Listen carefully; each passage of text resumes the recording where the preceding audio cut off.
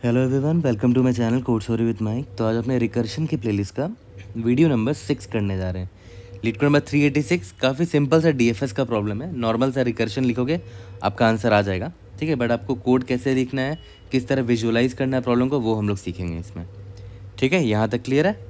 Okay. आप you can also watch live behind the scenes, ठीक है, इन वीकेंड विथ माइक। इसमें और भी वीडियोज़ आएंगे जल्दी। Lexicographical numbers. Given an integer n, return all the numbers in the range 1 to n, ठीक है।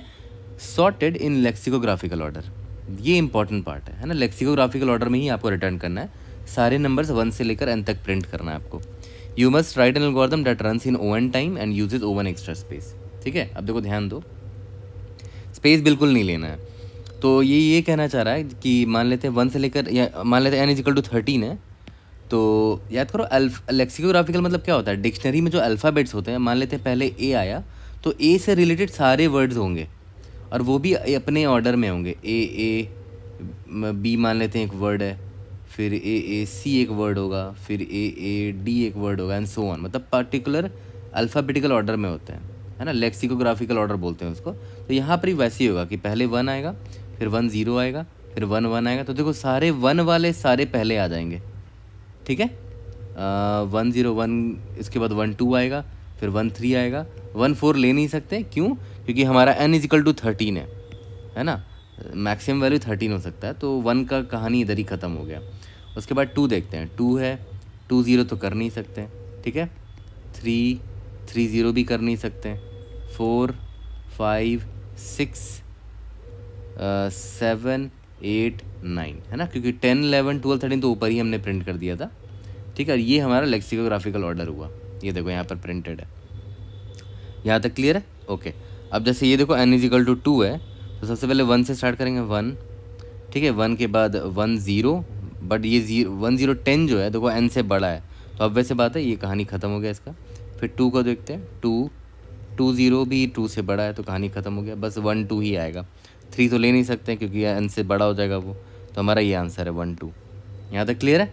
तो देखते हैं हमारा थॉट प्रोसेस क्या होगा। बड़ा सिंपल सा एग्जांपल है, लेंगे और इसी से हमारा आंसर आ जाएगा। अब देखो n इजिकल टू 13 है। मैंने अभी आपको जस्ट बोला कि भाई 1 से ही हमेशा स्टार्ट करेंगे क्योंकि लेक्सिकोग्राफिकल है।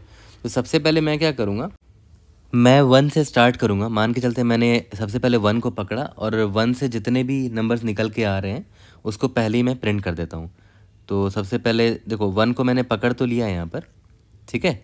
अब देखो ध्यान देना, 1 को मैंने अपने आंसर में ऐड कर लिया। 1 से और कितने नंबर निकल सकते हैं वो देखते हैं। पहले 1 में 0 अपेंड करेंगे, ठीक है। तो क्या आ जाएगा? 1 0 आ जाएगा, और क्या, है ना। 1 में मैंने क्या किया, 0 अपेंड किया, तो 1 0 बन गया ये। तो ये भी देखो मेरे लिमिट्स के अंदर ही है ना। मेरा लिमिट क्या है? 1 से लेकर n, यानी कि 1 से लेकर 13 तक का लिमिट है। 10 इज़ लेस देन 13, ठीक है। तो हम 10 को भी ऐड कर देंगे, ठीक है। अब देखो फर्दर आगे बढ़ेंगे तो फिर से 1, ये तो 1 0 मुझे मिल गया। 1 0 के बाद मान लेते हैं फिर से 0 अपेंड किया मैंने, तो अब से 1 0 0 बन जाएगा। बट वो देखो 13 से बाहर है, राइट, वो हमारे रेंज से बाहर है। तो आगे हम जाएंगे ही नहीं, इधर से रिटर्न हो जाएंगे, ठीक है। इसका मतलब क्या हुआ कि ये 1 0 के बाद मैं और कोई डिजिट भी ऐड कर रहा हूँ तो मेरे लिमिट से बाहर चला जा रहा है। तो ये 2 डिजिट तक ही हम जाएंगे, ठीक है। 2 डिजिट तक ही जाएंगे। देखो पहला डिजिट ये था, उसके बाद 2 डिजिट ऐड किया तो 1 0 बन रहा है। 3 डिजिट तक नहीं जाएगा, ऑब्वियसली मेरा आउट ऑफ बाउंड हो जाएगा वो, ठीक है। तो याद करो 2 डिजिट में मैंने क्या किया था, 1 के बाद 0 अपेंड किया था ना। तो अब मैं कोशिश करता हूँ 1 के बाद 1 अपेंड करने की। यहाँ तक क्लियर है? तो 1 के बाद 1 अपेंड किया तो ये 11 आया, जो कि मेरे 1 से 13 के बीच में, तो ये भी एक वैलिड आंसर है, ठीक है। फिर से मैं वही करूँगा कि 1 1 है, अभी फिर से 1 1 तो था, अब फिर इस पर 0 अपेंड करूँगा। बट मैंने देखा अच्छा ये तो 3 डिजिट का हो रहा है, मतलब ये लिमिट से बाहर चला जा रहा है। तो मैं इसमें 1 1 1 भी क्यों ही ट्राई करूँ, राइट। मैं इधर ही ख़त्म कर दूँगा इस फ्लो को। तो मेरा 1 1 आंसर में आ गया था। अब मैं बोलता हूँ कि नहीं 1 1 या के 1 के बाद 2 अगर अपेंड करूँ तो ये भी एक वैलिड आंसर है, ठीक है। उसके बाद फिर से अगर इसमें मैं नीचे जाना चाहूँ तो 1 2 तो था, फिर 0 अपेंड करने की कोशिश की मैंने, तो ये आउट ऑफ बाउंड हो गया, तो मैं आगे जाऊँगा ही नहीं, ठीक है। तो 1 2 आ गया मेरा आंसर में। उसके बाद अगर मान लेते मैंने 1 3 अपेंड किया तो ये भी वैलिड आंसर है, ठीक है। अब देखो 1 3 में अगर मैं 0 अपेंड करूँ तो ये भी मेरा आउट ऑफ बाउंड हो गया, तो मैं आगे जाऊँगा ही नहीं, ठीक है। इसके बाद 1 3 के बाद अगर मैं 1 के बाद 4 अपेंड करने की कोशिश करता हूँ तो 14 बन गया ये 14, जो कि मेरे लिमिट से बाहर है। तो मैं यहाँ जाऊँगा नहीं, मैं इधर से ही ख़त्म कर दूंगा फ्लो। तो इससे फ़ायदा क्या होगा कि देखो मैंने 1 को पकड़ा और जितने डेप्थ में जा सकता था, ये देखो जितने डेप्थ में गया उसके बाद इसको पकड़ा, फिर जितने डेप्थ में जा सका गया, फिर इसको पकड़ा डेप्थ में गया, फिर इसको पकड़ा डेप्थ में गया, फिर इसको पकड़ा डेप्थ में गया। ठीक है, 1-4 देख रहे हो, आउट ऑफ बाउंड हो गया, तो 1-5 जाने की ज़रूरत ही नहीं थी। ठीक है, तो इधर ही से हम लोग अपना फ्लो रिटर्न कर देंगे, ब्रेक कर देंगे। तो 1 से रिलेटेड जितने आंसर आने थे ना लेक्सिकोग्राफिकली, वो देखो तुम लेक्सिकोग्राफिकल ऑर्डर में आए हैं। 1 1 0 1 1 1 2 3, याद देखो 1 1 0 1 1 1 2 1 3, इतना मेरा करेक्ट आंसर आ गया है। ठीक है, तो 1 से स्टार्ट होने वाले सारे नंबर्स मैंने निकाल लिए। अब सिमिलरली 1 के बाद मैं किसको पकड़ूंगा, 2 को पकड़ूंगा। 2 से स्टार्ट होने वाले कौन कौन से नंबर होंगे, एक तो मेरा 2 एक वैलिड आंसर है, तो मैंने 2 को डाल दिया। उसके बाद 2 में 0 ओपन किया, तो वो मेरा आउट ऑफ बाउंड हो जा रहा है। और अगर आउट ऑफ बाउंड इधर ही हो गया तो मैं रिटर्न कर जाऊँगा, आगे चेक करने की ज़रूरत ही नहीं है। 2 1 में क्यों ही जाओगे, या 2 2 में क्यों ही जाओगे, जब 2 0 ही आउट ऑफ बाउंड हो गया तो 2 1 2 2 2 3 चेक करने की ज़रूरत ही नहीं है, इधर से ही रिटर्न कर जाओ। ठीक है, उसके बाद सिमिलरली मैं 3 को पकड़ूंगा। 3 मेरा एक वैलिड आंसर है, बट आप 3 0 पे जैसे गए देखा ये तो आउट ऑफ बाउंड हो गया, तो 3 1 3 2 3 3 क्यों ही चेक करोगे। सिमिलरली 4 पे जाओगे, 4 आपका एक आंसर आएगा। 4 0 आउट ऑफ बाउंड है, इधर ही ब्रेक कर दिया। सिमिलरली 5 पे जाओगे, 6 पे जाओगे, 7 पे जाओगे, 8 पे जाओगे, 9 पे जाओगे, तो सारे वैलिड आंसर है 6 7 8 9। ठीक है, 9 के बाद आप 10 पे क्यों ही जाओगे, क्योंकि देखो 10 जो है 1 0 है, ये तो पहले ही मैंने लिख रखा होगा, है ना। 10 के बाद या 11 पे क्यों ही जाओगे, ये मैंने ऑलरेडी लिख रखा होगा पहले ही लेक्सिकोग्राफिकल ऑर्डर में, क्योंकि हम प्रिंट कर रहे हैं। तो देखो 9 तक ही जाने की ज़रूरत है आपको, है ना। 9 के बाद 10 11 12 ये सब में क्यों जाओगे, क्योंकि वो ऑलरेडी निकल चुका होगा, है ना, हमारे आंसर में पहले ही निकल चुका होगा। ठीक है, जैसे मान के चलते हैं अगर हमारा लिमिट होता 22 होता, मान के चलते हैं। ठीक है, तो 22 अगर होता तो ऑब्वियस बात है वो 2, जब मैं 2 पे होता ना यहाँ पर, तो वो 22 में इधर ही निकाल चुका होता, हमारा आंसर इधर ही आ चुका होता 22, ये 2 वाले प्रोसेसिंग में। देखो कैसे, ये 2 0 मेरा वैलिड आंसर है। ठीक है, फिर सिमिलरली आप 2 1 निकालते, फिर 2 2 निकालते, ये सारे वैलिड आंसर होता है और वो इधर ही निकल चुका होता है, यहाँ पर हम लोग अपेंड कर चुके होते उसको 2 2 0 2 1 2 2। ठीक है, तो यहाँ पर देख लो 9 तक ही हम चेक मारेंगे। ठीक है, मतलब स्टार्टिंग पॉइंट 1 हो सकता है, 2 हो सकता है, 3 हो सकता है, 4 5 6 7 9 तक ही जाएंगे, उसके आगे जाने की ज़रूरत ही नहीं है। ठीक है, तो देखो ध्यान दो, इसको मैं कितना ईजिली अभी स्टोरी में कन्वर्ट करता हूँ। अभी जस्ट मैंने आपको क्या बोला कि भाई मैं सारे नंबर्स को स्टार्टिंग पॉइंट मान के स्टार्ट करूँगा, तो ऑब्वियस है फॉर लूप लगाना पड़ेगा। तो मैं यहाँ लिख लेता हूँ स्टार्ट नम 1 से, याद है मैंने बोला था ना 1 से स्टार्ट करेंगे, तो 1 से स्टार्ट करेंगे और 1 से रिलेटेड जितने नंबर निकल सकते हैं वो रिकर्शन को मैं बोलूँगा निकाल देगा मेरे लिए। ठीक है, स्टार्ट नम, याद करो क्या बोला था, लेस देन इक्वल टू 9 होगा, है ना, 9 तक ही जाएंगे। 1 का चेक करेंगे, 2 का चेक करेंगे, 3 का चेक करेंगे एंड सो ऑन, 9 तक का चेक करेंगे। Start num plus plus. ठीक है, यहाँ तक क्लियर है। अब यहाँ पर मैं सिंपली सॉल्व फंक्शन कॉल कर दूंगा, बोल दूंगा कि भाई रिकर्शन को बोल दूंगा कि भाई ये वाला मेरा स्टार्ट नम है, इससे जितना भी लेक्सिकोग्राफिकल नंबर निकाल सकते हो निकाल देना, और मैं तुमको लिमिट बता देता हूँ कि तुम्हारा लिमिट जो है वो n से बड़ा नहीं होना चाहिए। ठीक है, और ये मेरा नंबर निकाल देगा, और एक रिजल्ट नाम का वेक्टर भी भेज देंगे, रिजल्ट में वो आंसर अपेंड करता चलेगा मेरा। ठीक है, अब बात आती है सॉल्व फंक्शन पे। ठीक है, तो सॉल्व फंक्शन भी बहुत आसान था, देखो कैसे। इंट, इसका नाम दे देते करंट नंबर मेरा क्या है। ठीक है, इंट n मेरा लिमिट है, और ये मेरा वेक्टर ऑफ रिजल्ट है ना। ये 3 चीज़ भेज रहे थे सॉल्व में। अब देखो ध्यान देना, अगर मेरा current number greater than limit हो जाता तो याद करो मैं क्या बोलता था, भाई रिटर्न हो जाओ, इधर से रिटर्न हो जाओ, आगे जाने की ज़रूरत ही नहीं है तुम्हें। करंट नंबर ही जब रिटर्न ये बड़ा हो गया आपके लिमिट से, तो करंट नंबर में 0 1 2 3 अपेंड क्यों ही करोगे। ठीक है, ओके, इसके बाद देखना, इसके बाद इंपॉर्टेंट है, अगर current number greater than n नहीं है तो सबसे पहले तो उसको रिजल्ट में डाल दो, रिजल्ट डॉट पुश बैक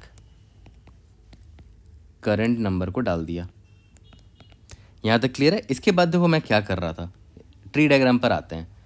मान के चलते हैं मैंने अभी स्टार्ट नम 1 था ना, तो मान के चलते हैं मैंने यहाँ 1 भेजा, यहाँ पर 1 है, ये 13 था, ये तो रिजल्ट था मेरा। ठीक है, तो 1 को मेरे आंसर में पुश कर दिया। अब 1 से जितने आंसर्स निकल सकते हैं उसको पकड़ेंगे। तो 1 से देखो, 1 में पहले मैंने 0 अपेंड किया, फिर 1 अपेंड किया, फिर 2 अपेंड किया, फिर 3 अपेंड किया एंड सो ऑन। तो देखो अपेंड कैसे करेंगे, फॉर 1 पे क्या अपेंड करोगे, इंट अपेंड क्या क्या कर सकते हैं, append is equal to 0 append कर सकते हो, append is less than equal to 9 तक अपेंड कर सकते हो, राइट, अपेंड प्लस प्लस, है ना। पहले एक बार 0 अपेंड करेंगे, उसको एक्सप्लोर करने बोलेंगे, फिर 1 अपेंड करेंगे, फिर एक्सप्लोर करने बोलेंगे एंड सो ऑन। यहाँ तक क्लियर है। तो जब अपेंड करोगे तो न्यू नंबर का क्या निकल कर आएगा, वो देखो, इंट न्यू नंबर क्या निकल कर आएगा, करंट नंबर आपका 1 था ना, और उस पर आप 0 अपेंड कर रहे हो, append is equal to 0 append कर रहे हो, तो 10 बन गया। तो इसको बनाएंगे कैसे, जो भी मेरा करंट नंबर है उसमें 10 मल्टीप्लाई कर देंगे, और प्लस अभी जिसको आप अपेंड कर रहे हो वो अपेंड कर देंगे। जैसे मान लेते हैं करंट नंबर मेरा 1 होता, तो 1 इंटू 10 10 हो गया, प्लस अपेंड अभी 0 है तो 0, 10 प्लस 0 10 आ जाएगा। अगर मान लेते हैं मेरा अपेंड का वैल्यू 1 होता, तो 1 इंटू 10 प्लस अपेंड का वैल्यू 1 है तो क्या कितना हो गया, 11 हो गया। यानी कि हमने 1 था ऑलरेडी, उसमें 1 अपेंड कर दिया है। तो बड़ा सिंपल सा मैथमेटिक्स हमने यहाँ पर लगाया है, ठीक है।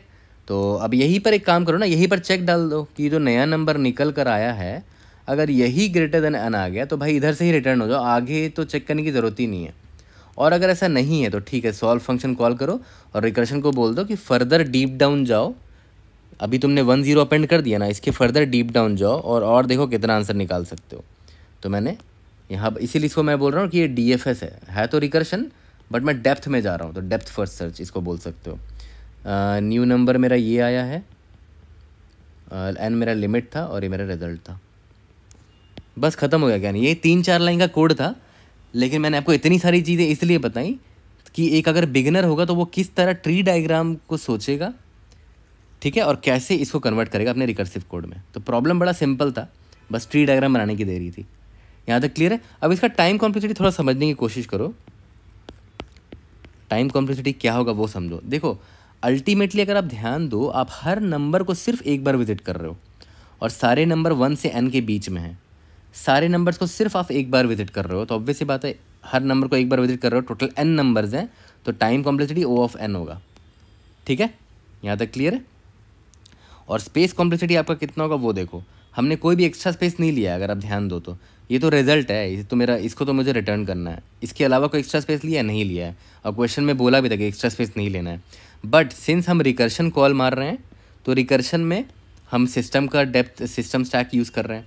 तो अब याद करो, रिकर्शन जब हम ट्री डायग्राम बना रहे थे, तो हम मान लेते हैं 1 से मैंने स्टार्ट किया, और मान के चलते हमारा एग्जाम्पल था n = 13 था, तो 1 से लेकर 13 तक के नंबर्स प्रिंट करने थे आपको।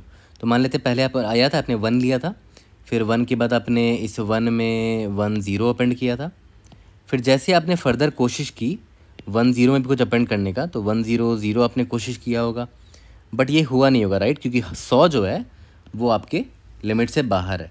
तो मैंने आपको क्या बोला था कि कितने डिजिट्स तक में जाना है, 2 डिजिट तक में जाना है ना, क्योंकि देखो हमारा जो लिमिट है वो 2 डिजिट का है, ठीक है। तो पहला डिजिट ये, और यहाँ पर देखो 2-2 डिजिट का नंबर आ गया, ठीक है। तो डेप्थ क्या होगा एक्चुअली में, नंबर ऑफ डिजिट्स पर डिपेंड करेगा, ठीक है। अगर मान लेते हैं आपका लिमिट होता 133 होता, तो ऑब्वियस सी बात है 1 0 एक वैलिड नंबर है, फिर आप 1 0 पे 0 अपेंड करते तो ये भी एक वैलिड नंबर होता, ठीक है। 1 0 0 0 करते तो 1 0 0 आउट ऑफ बाउंड हो जाता, तो इधर हम लोग नहीं जाते, ठीक है। तो देखो कितना डेप्थ हो गया इस बार, 1 2 3 डेप्थ हो गया, यानी कि नंबर ऑफ डिजिट्स पर डिपेंड कर रहा है, n में जितना नंबर ऑफ डिजिट्स है। तो मैं कह सकता हूँ कि सिस्टम का जो स्टैक ये यूज़ करेगा वो O of number of digits in n, और किसी भी डेसिमल नंबर में नंबर ऑफ डिजिट्स कितना होता है, O of log of n to the base 10, इतने नंबर ऑफ डिजिट्स होते हैं, ठीक है। यहाँ तक क्लियर है। तो टाइम और स्पेस कॉम्प्लेक्सिटी समझ में आ गया है, जल्दी से कोड करते हैं और इसको फिनिश करते हैं। तो चलो इसका कोड स्टार्ट करते हैं। मैंने क्या बोला, सबसे पहले एक वेक्टर ऑफ इंट रिजल्ट बना लेंगे, जिसमें हम अपने रिजल्ट को स्टोर करेंगे। एक सिंपल सा फंक्शन लिखेंगे सॉल्व नाम का, वहाँ पर मैं बता दूंगा कि मेरा स्टार्टिंग नंबर क्या है। तो स्टार्टिंग नंबर कुछ भी हो सकता है, start num is equal to 1 से स्टार्ट करेंगे, start num is less than equal to 9, start num plus plus, ठीक है। और यहाँ अंदर फिर सॉल्व फंक्शन कॉल करेंगे, ठीक है। इसको बता देंगे कि मेरा स्टार्ट नम ये है, इससे रिलेटेड जितने भी लेक्सियोग्राफिकल ऑर्डर में नंबर्स हैं वो निकाल कर ले आओ, ठीक है। ये मेरा लिमिट है और ये मेरा रिजल्ट है, इसमें अपेंड करते रहना। जब सब कुछ ख़त्म हो जाएगा तो रिटर्न क्या करना है, रिजल्ट रिटर्न करना है। अब लिख देते हैं अपना void solve function int current number int limit और vector of int and result. ठीक है, लिमिट मेरा क्या है, n है, इससे बड़ा नंबर नहीं हो सकता, तो मैं यहाँ पर चेक कर लूँगा। अगर करेंट नंबर मेरा n से बड़ा हो जाता है तो ऑब्वियस से रिटर्न कर देंगे यहाँ से, और अगर ऐसा नहीं है मतलब वो वैलिड नंबर है तो रिजल्ट में मैं उसको क्या करूँगा, पुश बैक कर दूँगा करेंट नंबर को। ठीक है, इसके बाद करेंट नंबर ये तो हो गया। अब इसमें अपेंड करना क्या है, append is equal to 0, append is less than equal to 9, append plus plus. ठीक है, तो मेरा जो न्यू नंबर बनेगा वो क्या बनेगा, वो देखो करेंट नंबर इंटू 10 प्लस जो भी अपेंड करना है डिजिट को। और अगर ये न्यू नंबर मेरा ग्रेटर दैन n हो जाता है तब तो इधर से रिटर्न कर दो, आगे बढ़ने की ज़रूरत ही नहीं है। और अगर ऐसा नहीं है तो सॉल्व न्यू नंबर n और रिजल्ट यहाँ पर भेज दो। ठीक है, रन करके देखते हैं। We should be able to pass all the example test cases. Indeed yes, submit करके देखते हैं। कोई भी डाउट होता है read in the comment section, I will try to help you out. See you guys in the next video, thank you.